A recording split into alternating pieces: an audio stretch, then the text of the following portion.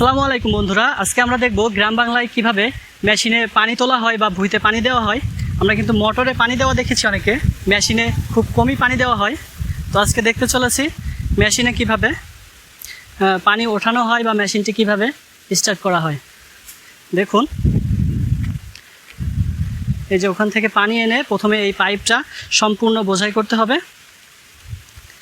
এই যে এখান থেকে কিন্তু পানিটা উঠবে এবং এইদিকে যাবে। আমরা কিন্তু কিছুক্ষণের মধ্যে এই পাইপটি ভরাট হয়ে গেলেই আমরা এখানে মেশিনটি স্টার্ট দিব।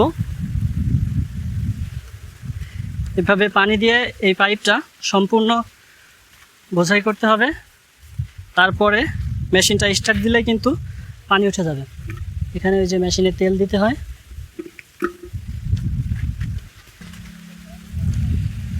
সো আমরা কিন্তু কিছুক্ষণের মধ্যে মেশিনটি স্টার্ট করে দিব এবং দেখব আসলে এটা থেকে পানি ওঠে কিনা বা কেমন পানি ওঠে, এটা কতটা সহজ বা কঠিন।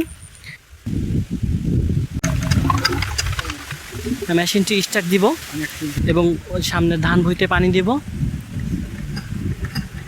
দেখুন, ওই যে পানি উঠে গেল, প্রায় পানি উঠতে চলেছে। সুন্দর, কত সুন্দর পানি উঠছে। এই হাফ লিটার বা 1 লিটার তেলে কিন্তু পুরো ভুঁই বা জমি আমাদের পানি দেওয়া হয়ে যাবে। সুন্দর একটি দৃশ্য। ভালো লাগলে ভিডিওটি লাইক, কমেন্ট, শেয়ার করবেন অবশ্যই। সবাই পাশে প্রযুক্তি, এটা কিন্তু এখন অনেক জায়গায় মোটর হয়েছে বা বিভিন্ন সেচ পদ্ধতি, ডিপটি কল, অনেক ব্যবস্থা এসেছে। তো এই জিনিসটা বিলুপ্ত হতে চলেছে।